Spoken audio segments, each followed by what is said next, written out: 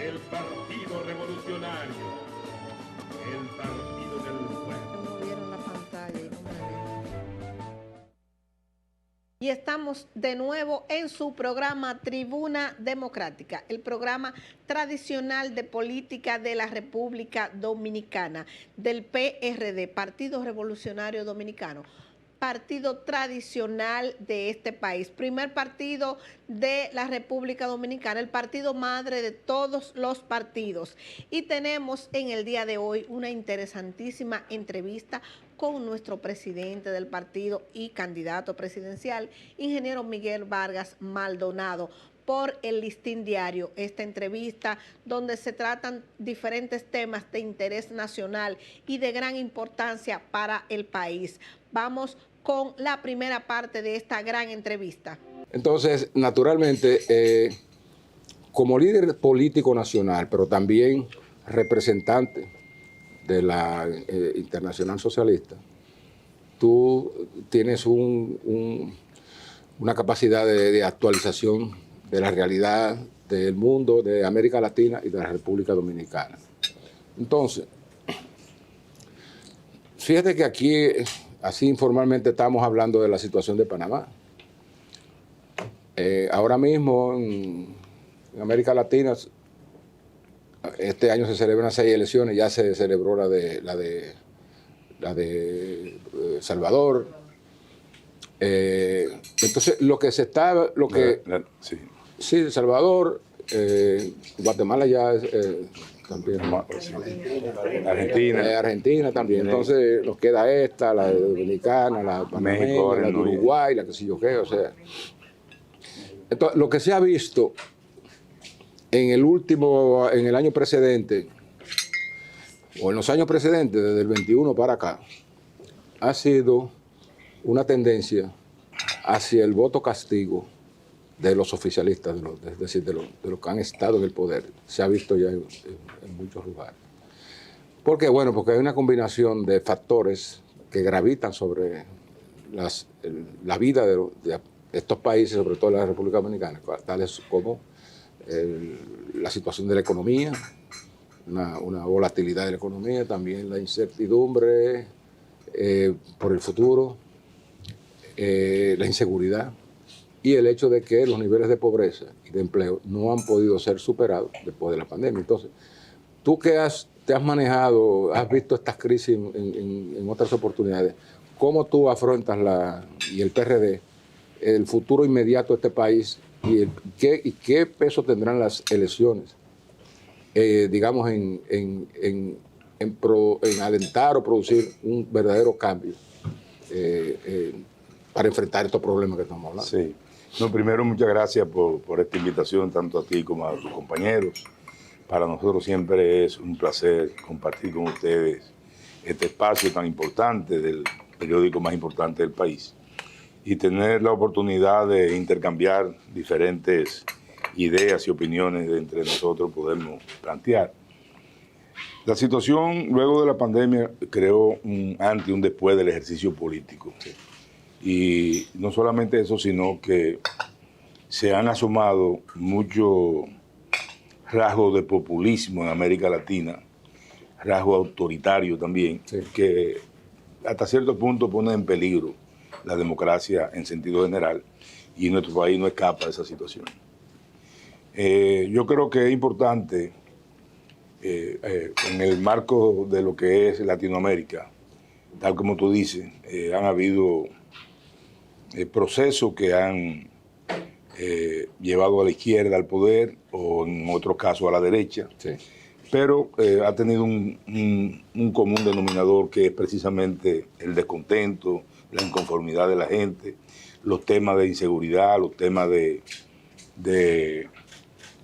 costo de la vida, y aquí en el país eso se acentúa con mucha profundidad porque este gobierno hizo para llegar al poder, hizo una serie de promesas incumplidas que evidentemente reflejan que la promesa de cambio de este gobierno fracasó. Eso tú puedes ver que todos los sectores experimentan retroceso, los servicios públicos están totalmente deteriorados, tiene una narrativa el gobierno de un fantasioso escenario que es muy diferente a la penosa realidad que vive el país y que sufren los dominicanos. Cuando tú analizas esos males que afectan hoy al país, como es el caso del alto costo de la vida, que semanalmente aquí la canasta familiar sube, se eleva, y la inseguridad y la alta criminalidad, un alto endeudamiento que se ha hecho sin explicaciones ni resultados, donde no se puede exhibir una sola obra pública importante, más de 40.000 millones, que eleva la presión del Producto Bruto Interno a más de un 70% de la deuda sobre el Producto Interno Bruto. O sea que son situaciones que en términos económicos son muy difíciles para la nación dominicana. Tuvimos el año pasado, el 2023, el año de mayor crecimiento económico del país en los últimos 20 años, que fue de 2.24 del PIB. Y también podemos ver que además de eso, se hacen experimentos y manejo de corte administrativo que lesionan la calidad de vida de nuestros dominicanos. Por ejemplo, el uso antojadizo de pensiones privilegiadas sin ningún criterio institucional que se establece en base a, y con el único propósito de ganar voluntades para una reelección. Está también un dispendioso y alto gasto corriente, la más baja inversión de los últimos 20 años de inversión pública, que ha descendido un 4% del PIB a un 2%. Y otro, bueno, el tema de la energía eléctrica, que hoy hay más apagones y facturas más caras. Y un manejo también totalmente errático, incoherente, con posiciones en el país y con otras posiciones en la comunidad internacional del tema haitiano. Todas estas cosas, pues evidentemente han provocado en la población dominicana un descontento, una insatisfacción, pero sobre todo una desesperación. Pero no son problemas, o sea, generados por este gobierno, son problemas más que nada transnacionales en la mayor parte de los casos, no, los que han desestabilizado la... Porque aquí vino una pandemia que no vino de fuera, no la produjimos sí, aquí. Hay factores exógenos, pero hay muchos factores internos que evidentemente han dependido y no se corresponden con las promesas que hizo este gobierno. O sea, aquí no ha habido una continuidad de Estado en materia de lo que son infraestructura, de educación, de salud. Aquí hay dos sectores que han sufrido un descalabro, que ha sido el sector salud y el sector educación, que son fundamentales para el desarrollo económico, social y humano de los dominicanos. Y esas son áreas que están muy desatendidas en estos momentos, en todos los aspectos. ¿Y por qué la popularidad del presidente aparece aparentemente tan elevada? Bueno, aquí lamentablemente ha habido un uso desmedido, abusivo, yo diría que hasta cierto punto descarado de los recursos públicos. Y se ha querido precisamente tapar todas estas cosas con el uso. En el proceso electoral ha sido muy evidente. Aquí se ha manejado una cantidad de dinero en compra de dirigentes de los diferentes partidos. Y se ha querido también coartar y asfixiar a la oposición con el manejo de los recursos públicos que a través de la Junta deben recibir los partidos políticos. ¿A cuántos de los suyos del PRD han comprado? Han lesionado bastante. Desde el que iniciaron, o sea, desde que se instalaron el 16 de agosto del 2020, ellos iniciaron una cacería de manera muy puntual contra el PRD. Ahora la han ampliado a todos los partidos. ¿Y cómo ustedes van a revertir esa situación ahora en las elecciones del 19 de mayo? Bueno, el proceso pasado reveló que es posible que la oposición pueda tener éxito, porque del 22, lo que obtuvo el PRM fue un 22% del electorado dominicano a su favor, que no llegó a un 50% de las elecciones, fue un 47%. Pero que fue muy alta la tensión también, fue muy alta. Una tensión inducida, que también lo refleja el mismo informe de la Organización de Estados Americanos.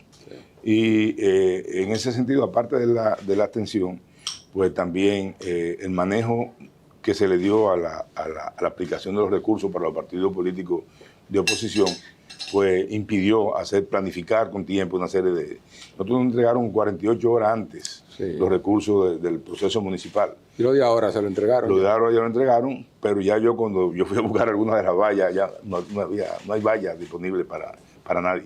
Entonces tú no puedes planificar un proyecto de campaña si no tienes los elementos ya en tus manos para tú disponer de los recursos necesarios. Ese proceso se dio Yo no sé si ustedes recuerdan, hago el símil, tiene que ser exactamente igual, pero en el 2010, ya yo siendo presidente del PRD, tuvimos unas elecciones congresuales y municipales. Y en esas elecciones nosotros sacamos como partido un 46.7 que nos dio el derecho a la casilla número 1 para el 12. Sí. Pero sin embargo no sacamos un senador. O sea, ahí hubo una cirugía puntual, ahí fue ya en una componenda con sectores internos y sectores externos de otro partido. Pero de todas formas esto, el foco de la gente estuvo fundamentalmente en quién sacó más senadores y no quién ganó, quién sacó más votos. Fuimos nosotros, el PRD. Y todas estas cosas, pues, guardando la distancia, tienen una comparación. Pero nosotros estamos trabajando, los tres partidos, nosotros hicimos el acuerdo de la alianza opositora Rescate RD, con los tres partidos mayoritarios de oposición y otros partidos que se han integrado. Y van 9 candidaturas presidenciales en este proceso. Sí. Evidentemente en contra de lo que es el gobierno. Y la modalidad que establecimos, pues nos permite hacer un trabajo de manera independiente, porque cada partido lleva su propio candidato, con un acuerdo de una segunda vuelta, de apoyar al que clasifique, tanto los partidos como los candidatos que estamos en este proceso. Te lo digo aquí cuando...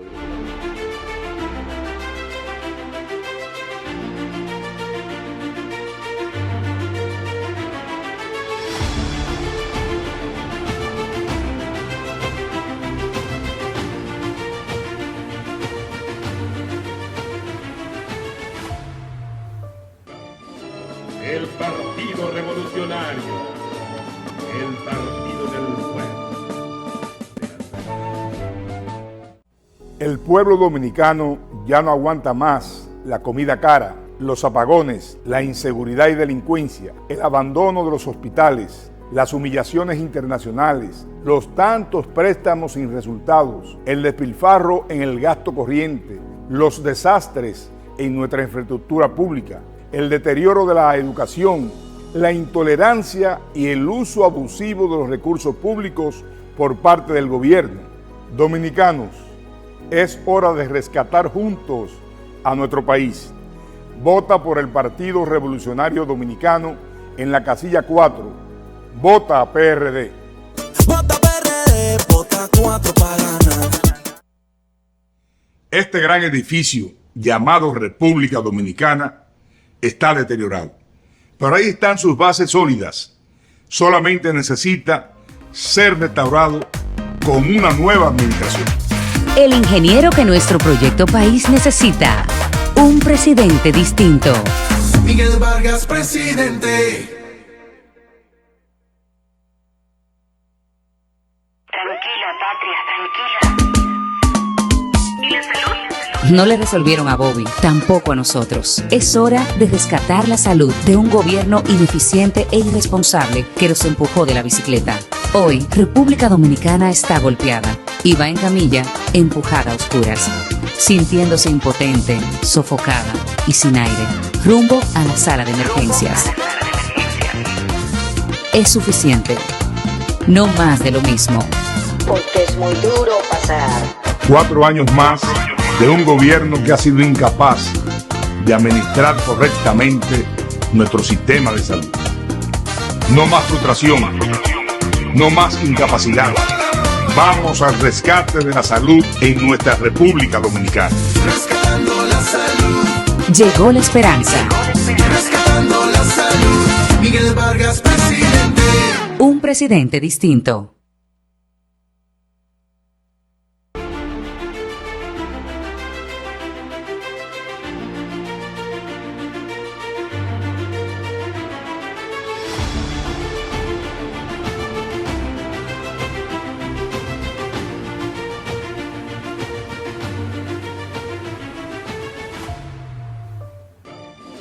El Partido Revolucionario, el Partido del Pueblo.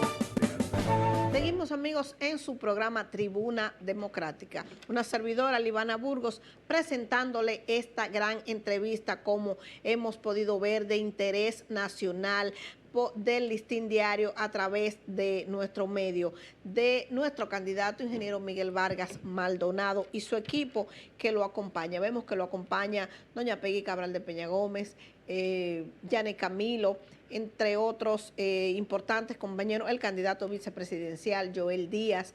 Vemos que lo acompaña en este gran encuentro con el Listín Diario, y vemos que en el segundo bloque tratará el ingeniero Miguel Vargas estos interesantes temas como lo que es la educación a nivel nacional. Vamos a ver qué opina nuestro candidato de este gran importante tema que es la educación a nivel nacional, pero la educación ya a nivel de adultos. ¿Qué podría hacer Miguel Vargas con relación a la educación de ya las personas adultas? Vamos con la entrevista.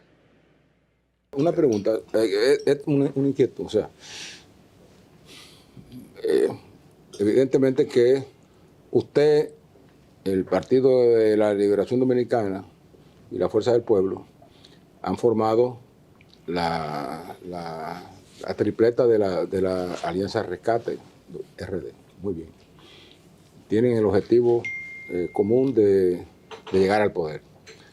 Pero ¿en qué medida sus propios proyectos presidenciales, es decir, las propias ideas que usted tiene para combatir y el nivel jerárquico que usted le da a los problemas que hay que enfrentar de inmediato, pueden estar condicionados a los intereses o a las expectativas de esos dos partidos que forman la coalición? Es decir, o sea, cómo hacer distinguir el discurso de Miguel Vargas como candidato presidencial frente a los otros, frente a los demás. O sea, sí. ¿Por qué? Bueno, porque en este caso particular, si bien es cierto que los candidatos presidenciales van solos, no hay duda de que la alianza se va a materializar en el apoyo a senadores y diputados en distintas demarcaciones. O sea, que vamos todos ahí. O sea, entonces, es una situación hasta nueva en la República Dominicana, ¿verdad? Sí. O sea, que tres partidos van con sus candidatos propios, pero abajo han hecho los amarres. Producto del escenario, la circunstancia política del momento. Evidentemente, nosotros vimos la necesidad de que la forma y el camino más expedito para poder tener éxito era conformando esta alianza, que no se conformó con un solo candidato, pero sí con compromisos de una segunda vuelta, que es lo que nosotros entendemos podremos lograr en este proceso del 19 de mayo. Llevamos 23 candidaturas a senadores donde están apoyados por los 3 partidos políticos y 9 que son combinaciones ya para conformar las 32 provincias. Pero hemos estado, y en la parte de la plataforma programática, hemos tocado esos temas con cierta profundidad, donde evidentemente se va a requerir no solamente de un gobierno compartido con la participación de los actores de los partidos políticos, sino también de una plataforma programática que pueda ser fruto de la discusión de estos 3 partidos que ya hemos ido avanzando con diferentes políticas públicas en los sectores, en las áreas que manejan esos temas de políticas públicas. Y con una visión centrada, y ahí coincidimos los 3, fundamentalmente en la gente. Perdón, los 3 partidos se han puesto de acuerdo en algunas líneas. Sí, sobre todo lo que son los temas sociales que benefician. Se han puesto de acuerdo los 3 partidos ya en eso. Sí, y otros temas también lo hemos abordado, evidentemente no con una definición ya establecida, pero sí con propósito muy claro sobre cada sector, sobre cada tema, sobre cada área de desarrollo, etcétera, etcétera. Una cosa, usted muy bien ha dicho al inicio de la conversación que prácticamente el 72% de los votantes no participaron en las elecciones pasadas de febrero. Y se lo anotan de alguna manera como, bueno, un triunfo, porque, bueno, la votación que alcanzó el partido de gobierno fue solamente de un 22 y tanto %. O sea, la gente no se interesó por votar. Bueno, pero de la misma manera no se interesó por votar por los partidos de la oposición. Ahora, para las elecciones del 19 de mayo, ¿qué están haciendo ustedes para motorizar, para que la gente se anime a participar, porque el gobierno que le dio resultado, la abstención, uno supone que está trabajando desde ya para que haya una abstención alta. En la medida que hay una abstención alta, entonces favorece el mal que esté en el poder. Sí, esa abstención tiene doble vertiente. Una que fue una abstención inducida, donde en el mismo informe de la OEA también se refleja la compra masiva de cédulas. O sea que hubo un elemento totalmente irregular en ese aspecto. En ese mismo informe revelan la instalación de campaña, de casa de campaña y el asedio a los electores. Así exactamente, literalmente lo dice el informe de la OEA. Nosotros estuvimos allá recientemente tratando eso. Pero el propósito nuestro es precisamente eso: procurar que la mayor cantidad de personas que no fue a votar acuda en esta ocasión a votar. Porque yo sé que mientras más participen atendiendo estos males que yo señalaba, donde los pobres hoy no pueden comprar las 3 comidas al día, y esto no se refleja a estos niveles, pero sí en esos centros de los barrios pobres donde realmente se le hace difícil con el poder adquisitivo que tienen comprar las 3 comidas para su familia. Y es una realidad que está viviendo el país hoy. Pero eso puede ser una razón por la que venden el voto. Sí, precisamente. Y eso es lo que nosotros tenemos que evitar con propuestas que generen entusiasmo en cuanto a lo que debe ser un estado de desarrollo social y económico adecuado para la mayoría de los dominicanos y dominicanas. Mire, perdón, usted tiene una experiencia demasiado larga, extensa, aquí, como dije al principio, en la vida política. Honestamente, francamente, ¿ustedes sienten que tienen las recetas apropiadas para revertir esta situación si llegan al poder? Es decir, o sea, aquí, bueno, usted ha señalado el problema de la economía, de la inflación, del desempleo, de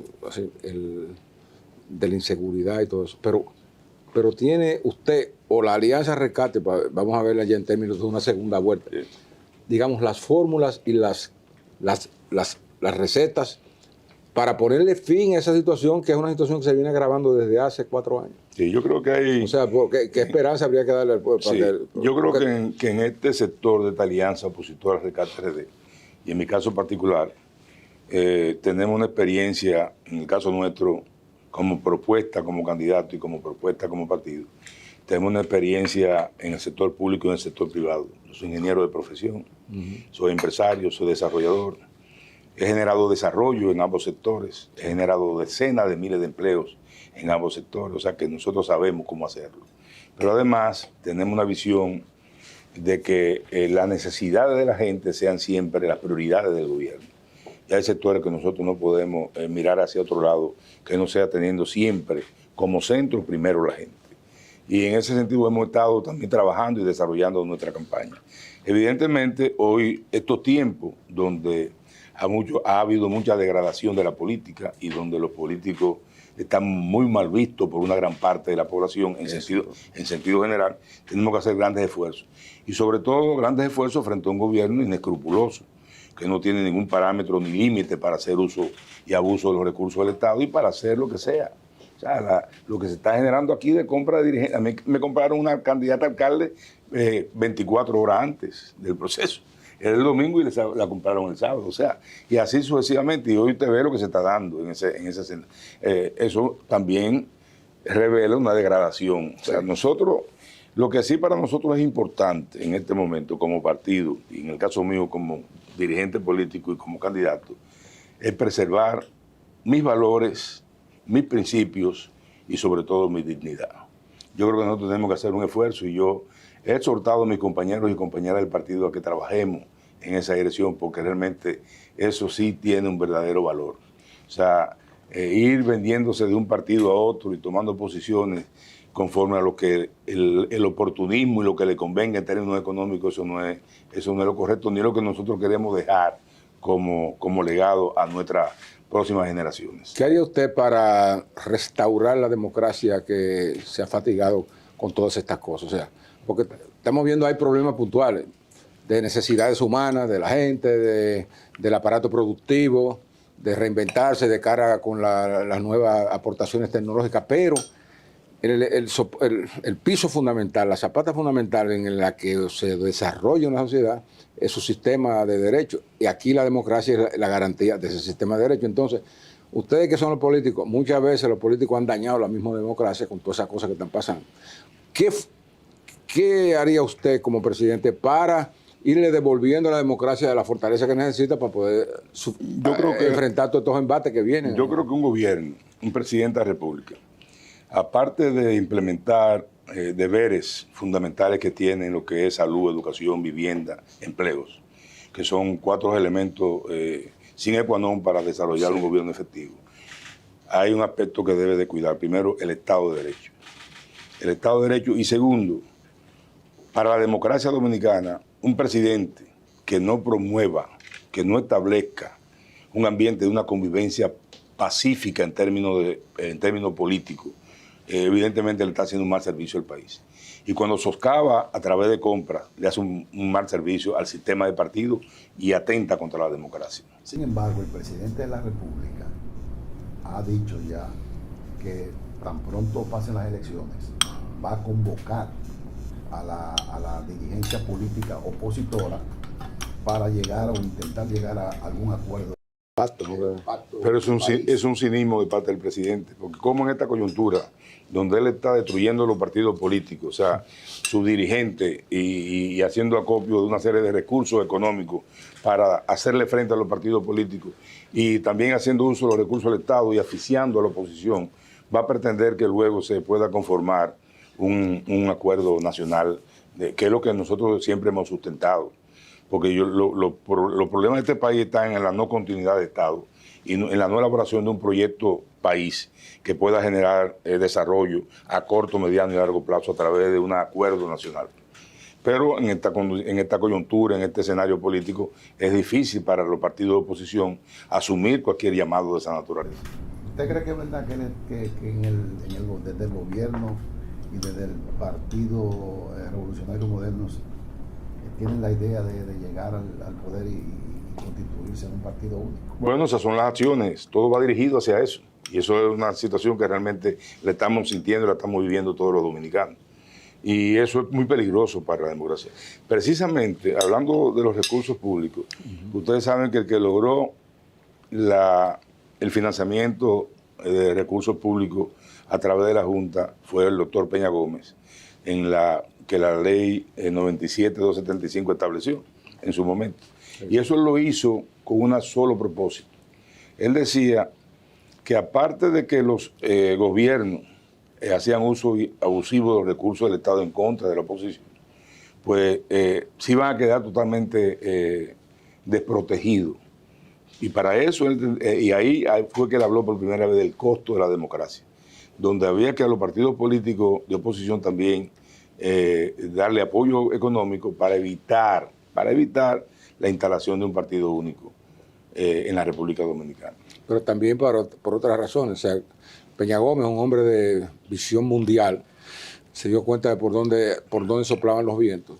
También se dio cuenta que el narcotráfico o el crimen organizado estaba teniendo en el mundo entero estaba teniendo una participación decisiva en muchos países para imponerse. Entonces, aquí en la República Dominicana, el tener una asignación, los partidos del Estado, por lo menos le permite no sucumbir ante las tentaciones y los intentos que hace el crimen organizado por colar su gente. Que de hecho lo hace. De hecho, se han denunciado casos el Estado de Derecho también sufre en la medida en que el sistema de elección popular, o sea, de la voluntad popular, queda subordinada a un candidato que da más dinero y cómo se pueda instalar en el Congreso Nacional o en las alcaldías. Entonces, cuando viene a ver, entonces... Pero para ponerte un ejemplo sobre eso, en este mes de febrero, el gobierno gastó 980 millones de pesos en publicidad, en el mes de febrero. Sí. Y en internet y televisión por cable, 785. O sea, casi 1.700, 1.800 millones de pesos en eso. ¿Tú sabes qué significa eso? En los 980, 34 millones de pesos diarios. Y fueron 13 veces más que lo que gastó en febrero del año pasado. Es una realidad. Sí, O sea, sí, son cosas que, además, aquí se dieron bono escolar ahora en febrero. Bono escolar, cuando eso es en agosto y en septiembre. Pero aquí se están usando los servicios. Pero, perdón, ¿ustedes investigaron si realmente ese bono escolar llegó a los estudiantes? La investigación. Lo que pasa, el bono llegó. No, eso es lo peor, que no llegó. Pero además de eso, aunque llegara, no es lo que corresponde, porque estamos en un proceso de... precisamente febrero fue un mes electoral del municipal. Sí. No es un mes de evaluación académica, ni es un mes de inicio de año escolar. Aquí se da normalmente siempre eso, en agosto y en septiembre se producen esos bonos. Pero además, el uso de los planes sociales. Que ahora, han sido... con la tarjeta han anunciado un nuevo bono, ese bono de exoneración, que es de 5,000 pesos ahora que van a dar. Sí, de todo. Eso va en la misma dirección. De todo. Esa es lo que ellos dan de manera oficial. Y lo que sacan por otras vías, no oficial, imagínense. Entonces, asfixian a la oposición, usan los recursos públicos, usan los servicios sociales y los programas sociales de diferente naturaleza para apuntalar a los candidatos oficialistas. Esa es la realidad del día de hoy. Chicas. Sabemos su trayectoria de hombre demócrata, de que, por ejemplo, en las elecciones de 2008 usted estuvo muy bien posicionado con un 41%, y un año después se sienta con el presidente de la República y hace un pacto, y en esta coyuntura vuelve a hacer pacto con Leonel, con la oposición. Pero me llama la atención que usted dice que en una convocatoria que haría el presidente de la República en caso de ser reelecto, luego de las elecciones, ver como la negativa suya de acudir por los factores que usted señala. Por los hechos, sí. Pero yo le voy a decir algo. En el 2020, cuando nosotros terminamos en el gobierno, luego de la alianza con el presidente Medina, yo di un pronunciamiento y dije de manera clara que mi compromiso con el PLD había terminado en agosto del 2020, que nosotros nos íbamos a dedicar ahora a nuestro partido sin ningún tipo de dependencia, ni conexión, ni compromiso con ningún partido político, y que lo íbamos a hacer para fortalecer, hacer crecer al partido y poder tener un espacio importante en las elecciones del 2024. Pero cuando el presidente Abinader hizo todos los llamados que hizo, ahí estuvo presente el PRD encabezado por nosotros en el Palacio Nacional, en la Cancillería, en el diálogo nacional, que no sirvió absolutamente para nada. Sí. Y estuvimos presentes, inclusive con el tema haitiano que se trató en ese momento, nosotros planteamos una serie de propuestas y recomendaciones que le echaron al zafacón, donde evidentemente eran la vía más expedita, más favorable para ese tema tan delicado que significa, y que somos los más afectados nosotros, los dominicanos, el tema con Haití. A propósito... O sea, que hemos estado dispuestos a colaborar. Ahora estamos hablando de un escenario y una circunstancia donde yo me duermo con una llamada de que, mire, se compraron a fulano, y me despierto con otra que se compraron a fulana. Esa es la realidad del día de hoy. Pero habla mucho también de la dirigencia política, pero porque compran y venden. Pero por supuesto, entonces, una de nuestras... Lo que pasa es que el que se vende no sirve ni donde sale ni donde va. Una de nuestras invitadas en estos desayunos hablaba de que el liderazgo se está vendiendo y que mañana habrá una debilidad y entonces se le burlarán en la cara a esos candidatos. O sea, esas acciones como que no motivan mucho al votante en una situación... Totalmente de acuerdo, totalmente de acuerdo. Es un descrédito de la clase política también, eso es una realidad. Y nosotros padecemos todo eso, lo que tienen que ver y lo que no tienen que ver. A propósito de eso, bien, no sé si es verdad, vi en la red esta mañana una carta de unos dirigentes en Barahona que se vendieron, entonces ahora hicieron el desacuerdo. Porque lo cubriaron. Lo cubriaron. Se están vendiendo fiados mucho. Ay, eso sí me gusta. 2 meses. ¿Cómo así? ¿Cuál es la promesa? Bueno, le hacen promesa y después no le cumplen. Y es lamentable que lleguemos a esos extremos en términos de una situación tan delicada como el destino del país, que eso es lo más importante. Entonces, hay una degradación, evidentemente, que tenemos que admitir nosotros los políticos, y que nos arropa a todos porque aunque en esta ocasión provenga de un sector que es el gobierno, que está haciendo uso y abuso de todo eso, pues evidentemente nosotros nos hemos descuidado en manejar algunas cosas en ese aspecto. Y lo más grave es que el partido que está gobernando si hoy aparece en la ley electoral del partido sanciones contra el transfugismo, fue impulsada por ese partido. Eso es lo penoso. O sea, la promoción del transfugismo. Pero ese partido salió del PRD. Sí, pero el problema es cuando tú promueves el transfugismo. Eso sí es grave. Pero precisamente eso fue mientras estábamos en el PRD, que Exacto. nosotros queríamos una reforma a la ley electoral que constituyera un delito o se sancionara el tema del transfugismo. Se tuviera consecuencias, pero no hay ningún tipo de consecuencia. Entonces eso es lo grave. Eso es una Promoverlo cosa que hay es que lo difícil. Yo no sé cómo ustedes se van a hacer para que los jóvenes vayan a votar. Ese es el tema. Ese es el tema. Ese es el tema. Usted cuenta con una larga trayectoria política en el Partido Revolucionario Dominicano. No es la primera vez que la población, el pueblo dominicano, lo va a ver de cara en las boletas a unos comicios presidenciales del 19 de mayo. ¿Cuáles serían esas propuestas? ¿Qué novedoso tiene usted para brindarle a la población dominicana y a esos los electores que en los comicios del pasado de febrero vemos que hubo una gran atención? Yo parto de mi experiencia en ambos sectores, público y privado, y de mi capacidad. Y que esa experiencia, esa capacidad la pongo al servicio del país, al servicio del pueblo dominicano. Yo, como dije, he participado en ambos sectores, he generado desarrollo en ambos sectores, he generado decenas de miles de empleos en ambos sectores, yo sé cómo implementarlo. Y debemos, con un equipo de gobierno, primero eficiente, capaz y verdaderamente transparente, implementar planes, programas y proyectos que vayan en beneficio de la grande mayoría, teniendo en cuenta siempre las necesidades de la gente.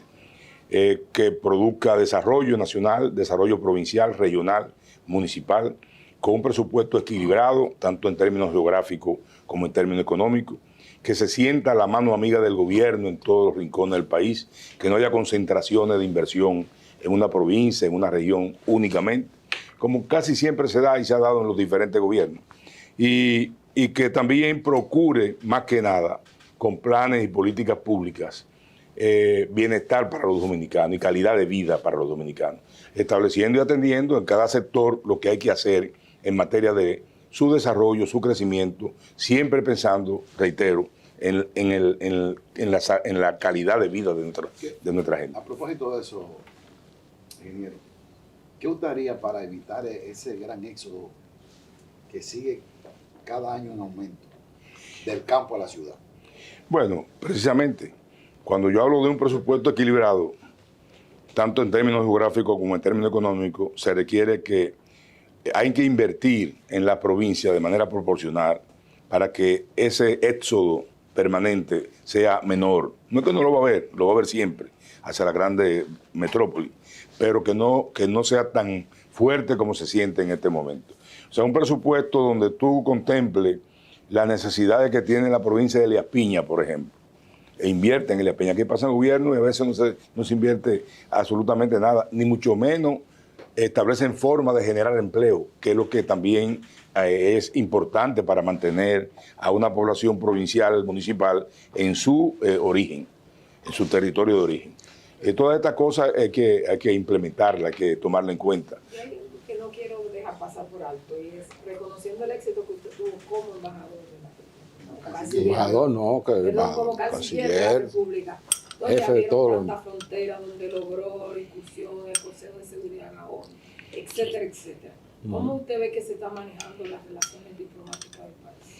Bueno, yo creo que ha habido un manejo incoherente, errático, sobre todo en el tema haitiano, que es el tema que más nos preocupa a los dominicanos. Y yo digo que ha faltado por parte del gobierno presentar ante la comunidad internacional, que fue de las recomendaciones que le hice al presidente en Palacio Nacional, una propuesta amplia, abarcadora, donde realmente no solamente contemple el desarme, el retorno a la institucionalidad y un proceso que permita unas elecciones transparentes y democráticas en Haití, sino que se contemple también el inicio del surgimiento del desarrollo haitiano. Y esto, cuando yo fui canciller, además de lograr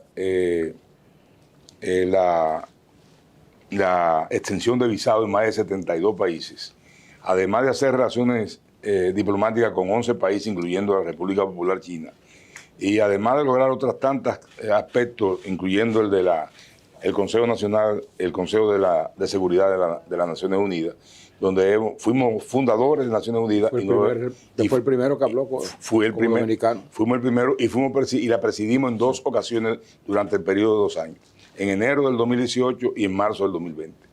Además de eso, pues entiendo que se puede también implementar una política, como expresé, amplia, abarcadora, que cubra el espacio de desarrollo de Haití.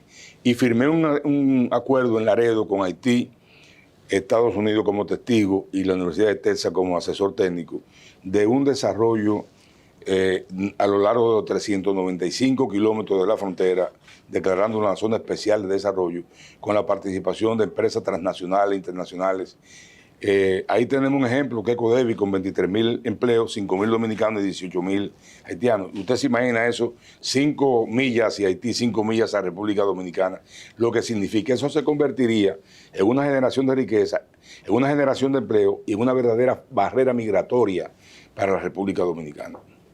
A propósito de este problema que ha planteado Fabio y también de Yanira, o sea, ha habido un problema, un éxodo interno, pero también se ha producido un éxodo hacia afuera. O sea, es un fenómeno no dominicano, sino también mundial. Ese es uno de los temas ahora mismo que se consideran, junto con las amenazas a la seguridad, uno de los problemas más serios que enfrentan los gobiernos, los países. El tema migratorio, o sea, cómo, bueno, ya en Europa usted está viendo que están tomando ya restricciones, sí. O sea, le están dando todo un giro a lo que eran las políticas de trato y de acogida a los refugiados. Así es. Entonces, desde su experiencia, más que nada como ministro de Relaciones Exteriores y todo eso, o sea, cómo este problema ahora que se ha agravado ahora, el problema de la migración, se está agravando incluso en Venezuela, se han salido 7 millones de gente. Sí. No se sabe más cuánto van a salir. O sea, ¿cómo lo manejaría usted? O sea, ¿con qué políticas afrontaría? La mayoría de ese éxodo nuestro es por falta de oportunidades. Y un factor fundamental precisamente es el empleo. Aquí no hay un primer empleo para un profesional, un joven que salga de las universidades, que debería existir un primer empleo por ley. Aquí hay que haciendo alianza con las empresas, donde el gobierno también pueda asumir parte de lo que signifique esos costos de esas empresas a través de los impuestos sobre la renta que deben pagar esas empresas. O sea, hay mecanismos variados que pueden ser implementados para crear más oportunidades, generar más empleo y evitar precisamente ese éxodo masivo. Aquí hemos retornado los viajes en Yola, que es lo más peligroso, y se mueren y eso había pasado eso ya estaba en el pasado. Pero también estaba la vuelta por México. Y está la vuelta por México y otra vuelta también.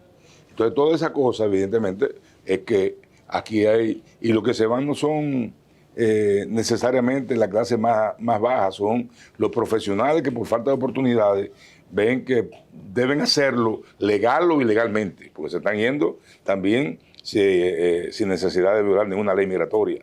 Se están yendo buscando otros horizontes, buscando mayores beneficios, pero digo una mejor cosa, futuro. Cuando ustedes hablan yo veo que los candidatos han hablado de la falta de oportunidades. Ese es un temita una expresión que se ha usado mucho ahora en esto. La falta de oportunidades, ok. ¿Cuáles son esas oportunidades? Porque el modelo de producción, el modelo económico, está cambiando en el mundo entero. O sea, ya estamos yendo a unos modelos dominados por la tecnología y por carreras técnicas, tecnológicas. Entonces, estamos preparados los bachilleres dominicanos, universitarios, para manejar esas herramientas de la tecnología que son las que van a dominar el futuro. Y son las que están dando verdaderamente las oportunidades. Tenemos eso, que ahí están. Bueno, cuando digo oportunidades, evidentemente debe ser un conjunto de políticas públicas que sirvan para diferentes escenarios, tanto en el emprendedurismo como en la parte de empleo, la oferta de generación de mayor participación de la juventud. Y ciertamente aquí en educación hay que dar un salto. Se requiere de un salto importante, de una transformación educativa que se adapte a lo que son estos nuevos tiempos y que puedan dar respuesta precisamente a que esa preparación a diferentes niveles técnicos puedan estar tener recursos humanos suficientes para hacerle frente a este nuevo escenario. ¿Cómo usted lo haría? ¿Cómo usted produciría ese salto desde el nivel básico, bachillerato y universitario? O sea, ¿qué le daría a la...? Yo creo que aquí faltan escuelas técnicas especializadas, tanto en tecnología como en oficios ya muy puntuales, electromecánica, refrigeración, todo ese tipo de cosas. Aquí hay poca motivación y poca preparación de docencia en esa dirección. Hay que crear ese espacio de capacitación técnica de los dominicanos, sí, que no necesariamente tienen que lograr una profesión universitaria. Otra cosa de la que no se habla, que los políticos parece que sí es un tema un poco, o lo desconocen o no lo abordan, pero es tan grave como el problema de la migración, como el problema del crimen organizado, como el problema de la inflación, todo eso. Y es el del cambio climático. Justamente el Listín está celebrando desde ayer y hoy un seminario, una feria de Plan Lea, hablando de ese tema. O sea, aquí parece verse el tema del cambio climático como si hay una variación, una fluctuación en las lluvias con el niño o la niña o lo que sea. Pero hay efectos directos y verdaderamente que producen drenajes en muchas áreas de la vida nacional, no solamente aquí, sino en otros países. Entonces, ¿qué visión tienen ustedes del problema del cambio climático y cómo afrontarlo? O sea, cómo proteger recursos naturales, cómo proteger también la calidad de la vida, del ambiente, o sea. Sí, fíjate, el cambio climático no solamente para nosotros, sino para el mundo es uno de los principales problemas ahora que tenemos que enfrentar. Y hay múltiples situaciones que provocan déficit en lo que debe ser el comportamiento climático, comportamiento medioambiental. Y en cada caso hay aplicaciones muy puntuales. Pero yo creo que lo que más debemos hacer nosotros como tarea fundamental es la aplicación de la ley que tenemos sobre la mesa del tema de cambio climático y medio ambiente. Y tú ves que aquí, lamentablemente, no solamente en este gobierno, sino que ha sido una práctica soscavar, violar estas leyes y se hacen de la vista gorda los gobiernos, provocando socavamientos fundamentales en cuencas hídricas nuestras, que ese es uno de los temas también que degeneran el medio ambiente. Y otros elementos que también hay que asumir con responsabilidad en materia del control, de la supervisión y del seguimiento a la aplicación y el cumplimiento de esta ley de cambio climático y medio ambiente que tenemos, la que tenemos, porque no podemos pensar en la que no tenemos. Tenemos que aplicar nuestras leyes conforme a lo que son lo establecido en las propias leyes. Fomentar desarrollo, siempre no podemos tampoco limitar el desarrollo debe convivir con el medio ambiente, pero hay tecnologías modernas que lo permiten en estos tiempos y hay que aplicarla, exigirla, que si tú vas a hacer un desarrollo que pueda afectar de una u otra forma al medio ambiente, pues tú tienes que tener también las herramientas tecnológicas, implementarlas para contrarrestar cualquier efecto que eso pueda dar. Lo que no podemos tampoco es parar el desarrollo, pero hay que buscar los mecanismos que puedan coexistir desarrollo y medio ambiente. Por ejemplo, un proyecto que se comenzó a desarrollar, creo que en el primer gobierno de Danilo Medina, fue un grupo de técnicos acompañando al ministro de Energía y Minas en esa época, a Brasil, a conocer un proyecto de siembra de agua, que no es más que hacer que los ríos produzcan agua. Ríos que fueron corrientes alguna vez, pero que se secaron, que es el caso de la República Dominicana, que decenas de ríos en todo el país se ha secado, pero cada 4 años se habla de la implementación de proyectos para reforestar cuencas de ríos, pero sin embargo eso como que se queda en palabras y uno no ve los resultados. Los gobiernos tienen que hacer más inversión en este tipo de de temas, de este tipo de problemática que es una realidad en el país. Tú vas a veces hasta por puentes en carreteras principales y tú no ves el río abajo, porque está ya afectado por esta situación de que en la cuenca hidráulica no hay esa reforestación que ha habido que haber. Ingeniero, entrando en otro tema, no hay duda de que el mundo político en el que usted se desenvuelve, el social y el económico, de hoy es muy diferente al de años atrás. Ahora tenemos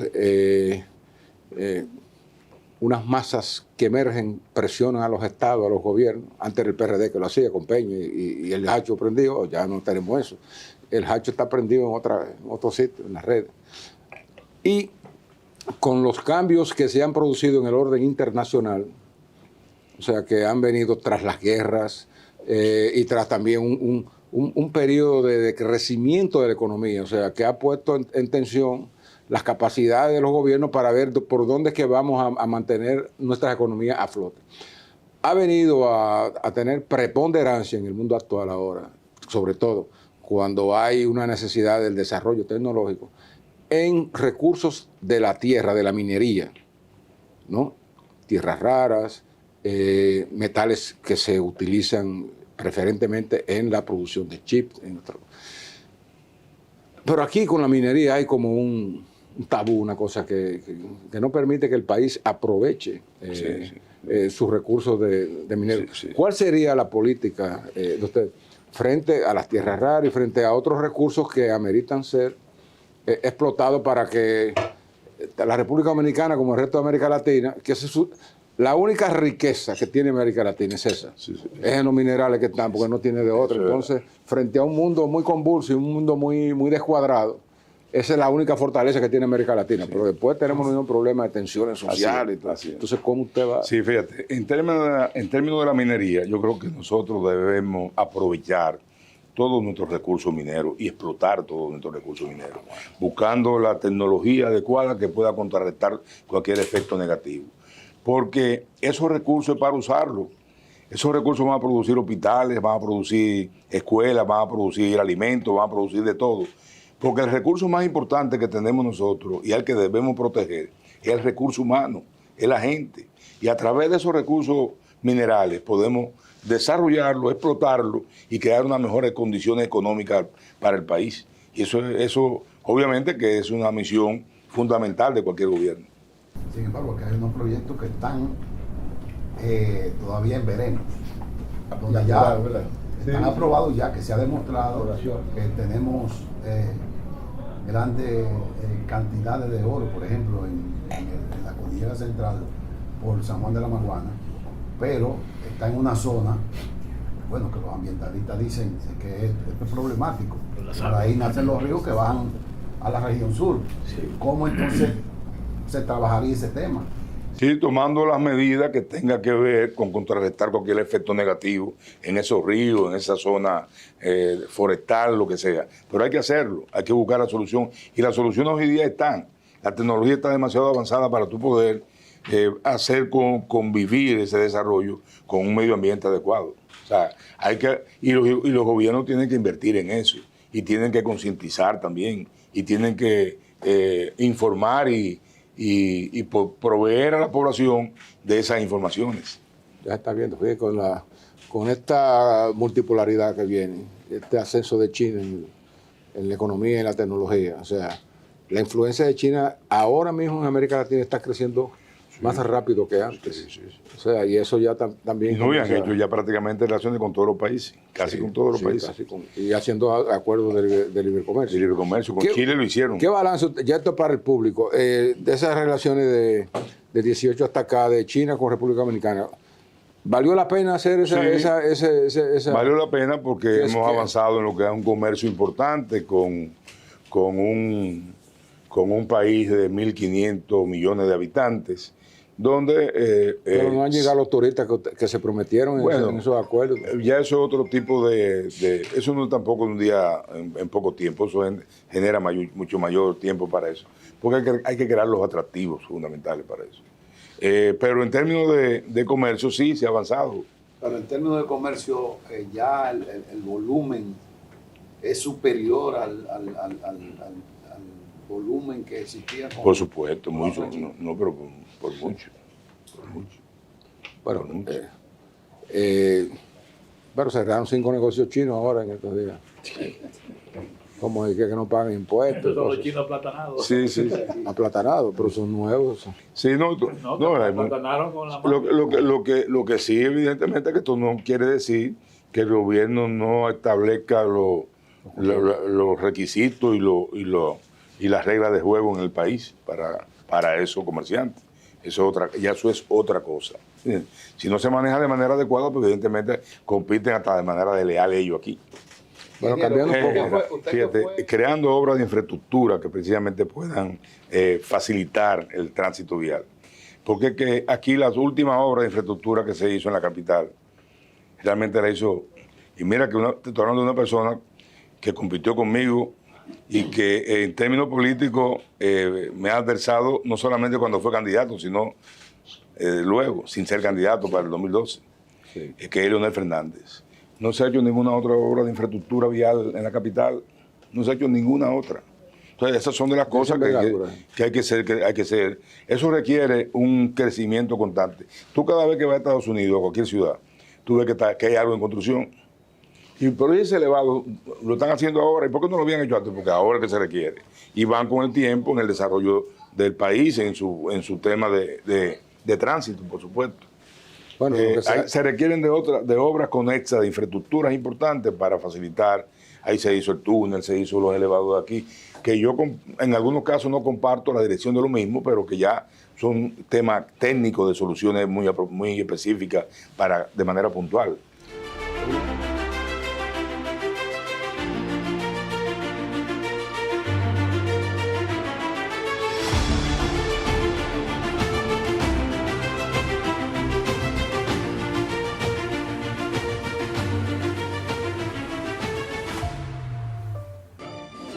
El Partido Revolucionario, el Partido del Pueblo.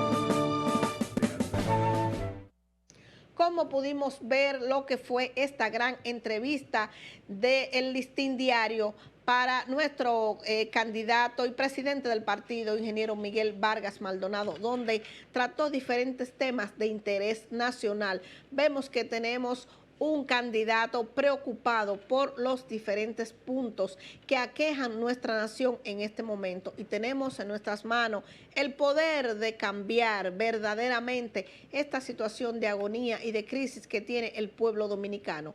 Esta insatisfacción nacional que sentimos los dominicanos al ver que nuestra dominicanidad y nuestra nacionalidad está en juego, porque estamos a punto de una fusión de nuestro país, estamos en riesgo, estamos en peligro, y nosotros tenemos el poder este 19 de mayo de cambiar esta situación de crisis y de peligro nacional en el que nos vemos, en compañía de nuestro presidente del partido, ingeniero Miguel Vargas Maldonado. Vamos a darle la agenda de las próximas actividades de este fin de semana que tendrá nuestro candidato. Y el sábado 20 de abril estará en Cotuí a partir de las 10 de la mañana, un recorrido en Cotuí junto a la candidata de este partido, de esta circunscripción.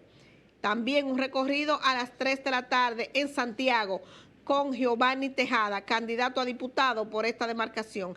Y el domingo tendrá un recorrido en La Vega y Bonao con la candidata Evangelista Sosa. Vemos también que estará la candidata a diputado Inocencia Tapia. Vemos a estos candidatos: Inocencia Tapia, Evangelina Sota y Giovanni Tejada de Santiago estarán acompañando al ingeniero Miguel Vargas Maldonado en su próximo recorrido de este fin de semana por La Vega, Bonao, Cotuí y Santiago. Esto será para este fin de semana. Amigos, esto ha sido todo por hoy. Una servidora, Libana Burgos, estuvo con ustedes en su programa tradicional de la política dominicana, Tribuna Democrática. Hasta la próxima.